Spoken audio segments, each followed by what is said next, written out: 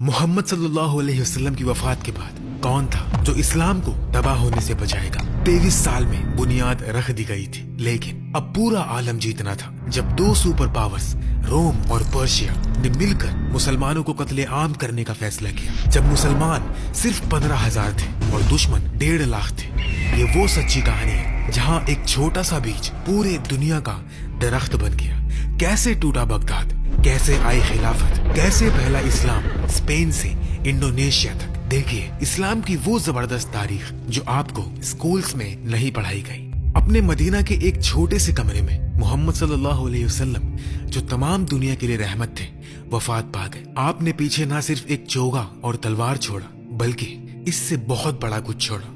एक अटूट अकीदा, एक रियासती ढांचा और एक ऐसी किताब जो अरबों की जिंदगियों को बदल कर रख देगी। आपकी पैगंबरी का दौर सिर्फ 23 साल तक रहा, लेकिन उन 23 सालों में ही एक दीन मुकम्मल हो गया, एक उम्मत ने जन्म लिया, एक तहजीब की बुनियाद रख दी गई और तमाम अरब मुत्तहिद हो गए। कुरान नाजिल हुआ, नमाज, रोजा, ज़कात और हज फर्ज किए गए, इंसाफ और बराबरी का ऐलान किया गया और इंसानी हुकूक का आगाज हुआ। आपकी वफात के वक्त मुसलमानों की तादाद 1 लाख से ज्यादा थी। तमाम अरब ने इस्लाम कबूल कर लिया था। बैजेंटीन और पर्शिया के साथ सरहद बन चुकी थी। 632 तक इस्लाम की जमीन छोटी थी, लेकिन बीज बो दिया गया था। अब इसे बढ़ने, फैलने और फतह हासिल करने का वक्त था। 4 खुलफाए राशिदीन का दौर शुरू होने वाला था, लेकिन असल सवाल ये था कि ये अमानत कौन उठाएगा और कैसे। नबी सल्लल्लाहु अलैहि वसल्लम की वफात पा जाने के बाद मदीना में हैरानगी फैल गई। अंसार और मुहाजिरीन अभी तक किसी नाम पर मुत्तफिक नहीं थे। बाहर के कबाइल जो नए नए मुसलमान हुए थे, वो भी हथियार बंद हो गए। इसीलिए मुसलमानों ने अबू बकर सिद्दीक रदियल्लाहु तआला अन्हु का नाम आगे किया और अक्सरियत ने उन्हें अपना लीडर मुकर्रर किया। इस तरह पहला बहुत बड़ा खतरा तकरीबन जमहूरी तरीके से तय किया गया। खिलाफत का ओहदा संभालते ही अबू बकर सिद्दीक रदियल्लाहु तआला अन्हु ने इस्लामी तारीख का पहला ऐसा दस्तूरी खिताब दिया, जिसमें उन्होंने कहा कि क़यादत करने वाला लोगों से ऊंचा नहीं होता, उसे अपने फैसलों की जवाबदेही करनी होगी। उस पर नकद की जा सकती है और उसे हटा भी दिया जा सकता है, लेकिन अब बहुत बड़ी मुश्किलात हल करनी थी। नबी की वफात के बाद कई अरब कबाइल ने बगावत करना शुरू कर दी थी। अगर मोहम्मद गुजर गए तो हम पर कोई पाबंदी नहीं। किसी ने ज़कात देना बंद कर दिया, किसी ने फिर अपने पुराने बुतों की इबादत शुरू कर दी और कुछ ने तो नए नबी बनने का दावा किया। यमामा में मुसैलिमा अल कज़्ज़ाब, नजद में तुलैहा बिन खुवैलिद और यमन में असवद अल अंसी ने बहुत बड़ी भर्तियां जमा कर ली थी। अरब का लगभग 70% हिस्सा बगावत पर उठ खड़ा हुआ। सिर्फ मक्का, मदीना और ताइफ ही वफादार थे। कुछ सहाबा ने अबू बकर रदियल्लाहु तआला अन्हु से दरखास्त की कि इनसे सुलह कर ले, नमाज तो कबूल कर ले, ज़कात नहीं ले, लेकिन अबू बकर रदियल्लाहु तआला अन्हु ने गुस्से से इनकार कर दिया। कहने लगे कि अगर मैं नमाज और ज़कात में फर्क करता हूँ तो ये वही बात है कि अल्लाह के हक में शरीक ठहरा रहा हूँ। उन्होंने 11 लश्कर मुख्तलिफ इलाकों में भेजे। खालिद इब्न वलीद रदियल्लाहु तआला अन्हु, जो सैफुल्लाह अल्लाह की तलवार के नाम से मशहूर थे, को सबसे बड़ा खतरा मुसैलिमा के खिलाफ भेजा गया। 632 के आखिर तक खालिद इब्न वलीद रदियल्लाहु तआला अन्हु 13,000 मुसलमानों के साथ यमामा पहुंचे। मुसैलिमा का लश्कर 40,000 मजबूत जंगजुओं पर मुश्तमिल था। पहले हमले में मुसलमान पीछे हट गए। दूसरे हमले में भी इस जंग में 700 मुसलमान शहीद हुए, जिनमें से 360 हाफिजे कुरान भी थे। आखिरकार मुसलमानों की फतह हुई, लेकिन बहुत बड़ी कुर्बानी की बात, इस कुर्बानी से कुरान के गुम जाने का खतरा पैदा हो गया। इसीलिए अबू बकर रदियल्लाहु तआला अन्हु के अहकाम पर कुरान को एक किताब की शक्ल में जमा किया गया। तकरीबन 20 साल बाद हजरत उस्मान रदियल्लाहु तआला अन्हु के दौर में इसकी नकल उतारकर पूरी इस्लामी आलम में तकसीम कर दी गई। अबू बकर सिद्दीक रदियल्लाहु तआला अन्हु की सबसे बड़ी कामयाबी ये थी कि उन्होंने इस्लाम को बिखरने से बचा लिया और अरब फिर से एक जमा हो गया। अबू बकर रदियल्लाहु तआला अन्हु की वफात से कब्ल शाम और इराक के मैदान खुल चुके थे और फतुहात आने लगी थी। 634 में अबू बकर रदियल्लाहु तआला अन्हु की वफात पर उमर बिन खत्ताब रदियल्लाहु तआला अन्हु क़यादत की कुर्सी पर बैठे। उमर फारूक रदियल्लाहु तआला अन्हु के दौर में इस्लाम एक इलाकाई कुव्वत से बदलकर एक आलमी कुव्वत बन गया। ये फैलाव इत्तेफाकी नहीं था।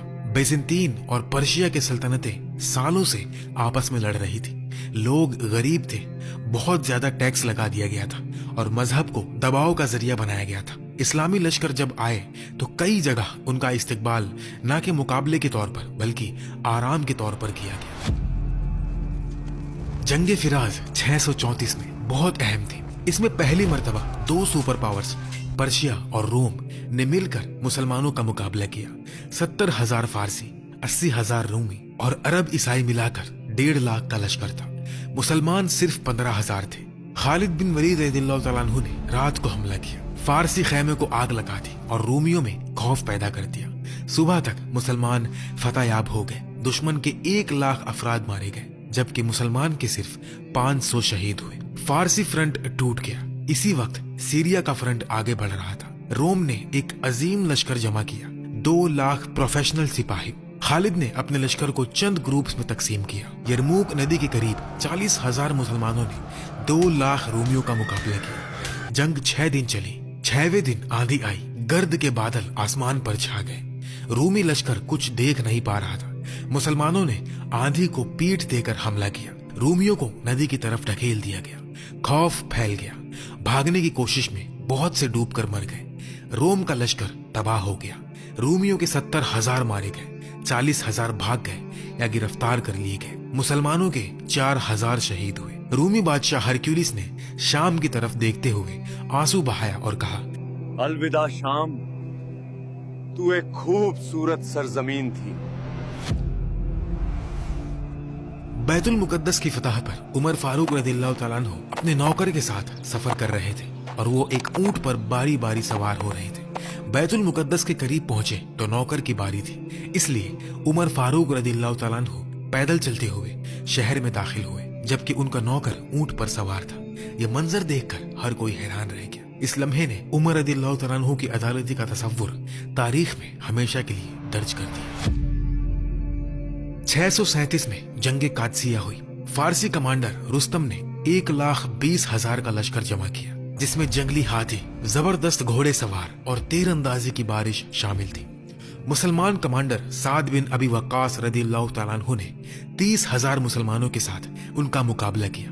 रुस्तम मारा गया। फारसी लश्कर तितर बितर हो गया। फिर मदायन, जो फारसी सल्तनत की कैपिटल थी, फतह कर ली गई। उमर रज़ियल्लाहु तआला अन्हु को मदीना में बहुत ज्यादा माले गनीमत भेजा गया। उन्होंने उसे देखकर आंसू बहाया और कहा, इतना माल फितना है, लोग दुनिया से मोहब्बत करने लगेंगे। उन्होंने माले गनीमत को बराबर बांट दिया और खुद सादा जिंदगी गुजारते रहे। 642 में जंगे नहावंद हुई जिसे फतहुल फुतह, फताहों की फतह का नाम से याद किया जाता है। इसमें फारसी सल्तनत का आखिरी बड़ा लश्कर पूरी तरह तबाह कर दिया गया और फारसी सल्तनत खत्म हो गई।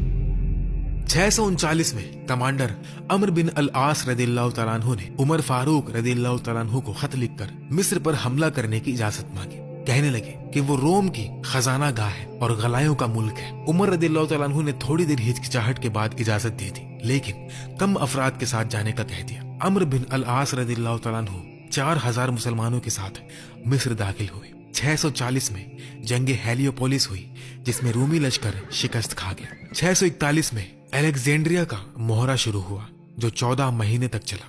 आखिरकार शहर ने सरेंडर कर दिया और मिस्र मुसलमानों के कब्जे में आ गया। इस दौर में लगभग 55 लाख स्क्वायर किलोमीटर पर इस्लामी हुकूमत कायम हो चुकी थी। 644 में नमाज फज्र के दौरान उमर फारूक रज़ियल्लाहु तआला अन्हु को एक फारसी गुलाम ने पीछे से छुरा घोंपकर शहीद कर दिया। ये फारसी सल्तनत के खत्म होने का इंतकाम था। हजरत उस्मान गनी रज़ियल्लाहु तआला अन्हु के दौर में फतेहात साइप्रस और नॉर्थ अफ्रीका तक पहुंची। इस्लामी नेवी समुंदर पर नजर आने लगी। इस दौर में ट्रिपोली, साइप्रस फतह हुए और 651 तक फारसी सल्तनत का पूरा खात्मा हो गया। 655 में रोम ने 500 जहाजों का अजीम भारी लश्कर इस्लामी नेवी को तबाह करने के लिए तैयार किया। मुसलमानों के पास सिर्फ 200 जहाज थे, लेकिन उन्होंने करीबी जंग के तरीकों से दुश्मन के जहाज कब्जा कर ली और रोमियों की समुद्री नेवी खत्म कर दी। हजरत उस्मान गनी रज़ियल्लाहु तआला अन्हु की सबसे बड़ी खिदमत ये थी कि उन्होंने अबू बकर रज़ियल्लाहु तआला अन्हु के दौर में जमा किए गए कुरान की तहरीरों की नकल उतारकर पूरे आलम में भेज दिया, जिससे अकीदा और नजरिया में वहदत कायम हुई। लेकिन हजरत उस्मान रज़ियल्लाहु तआला अन्हु की नर्म मिजाजी और अपने कबीले बनु उमैया के लोगों को अहम ओहदों पर मुकर्रर करने के अमल ने मुआशरे में बेचैनी पैदा कर दी। बाहर से आने वाले बागियों ने मदीना में हजरत उस्मान रदियल्लाहु तआला अन्हु के घर का मुआशरा कर लिया। हजरत उस्मान रदियल्लाहु तआला अन्हु कुरान की तिलावत कर रहे थे कि बागियों ने उन्हें शहीद कर दिया। उनका खून कुरान की तहरीर पर गिर गया। उस खून ने इस्लामी तारीख में पहला बड़ा शगाफ पैदा कर दिया। हजरत उस्मान रज़ियल्लाहु तआला अन्हु के दौर तक इस्लामी सल्तनत 120 लाख स्क्वायर किलोमीटर तक फैल चुकी थी, यानी उमर रज़ियल्लाहु तआला अन्हु के दौर से लगभग 2 गुना ज्यादा। लेकिन हर उरूज की कोई कीमत होती। 656 में हजरत उस्मान की शहादत के बाद मदीना और इस्लामी रियासत खाउस का शिकार हो गए। इस दौर में हजरत अली रदियल्लाहु तआला अन्हु को लीडर मुकर्रर किया गया। हजरत अली रदियल्लाहु तआला अन्हु के दौर में इस्लामी आलम ने अपना पहला बड़ा अंदरूनी अजीम क्राइसिस देखा। सियासी तकसीम, कत्ल और खारजियों की लड़ाई इस दौर की पहचान बनी। एक तरफ हजरत आयशा रदियल्लाहु तआला अन्हा, तलहा रदियल्लाहु तआला अन्हु और जुबैर रदियल्लाहु तआला अन्हु जो हजरत उस्मान के कातिलों को सजा दिलवाने के मुतालिब थे, इसी से जंग जमाल हुई। दूसरी तरफ मुआविया इब्ने अबी सुफियान थे जो शाम के गवर्नर थे और हजरत अली रदियल्लाहु तआला अन्हु की खिलाफत के मुखालिफ थे। इसी से जंग सिफ़ीन हुई। जंग जमाल बसरा के करीब हुई, जिसका नाम हजरत आयशा रदियल्लाहु तआला अन्हा के ऊंट जमाल पर रखा गया, जिसके गिर्द लड़ाई मरकज थी। इस जंग में हजरत अली रदियल्लाहु तआला अन्हु को फतह हुई और हजरत आयशा रदियल्लाहु तआला अन्हा को एहतराम के साथ मदीना भेज दिया गया।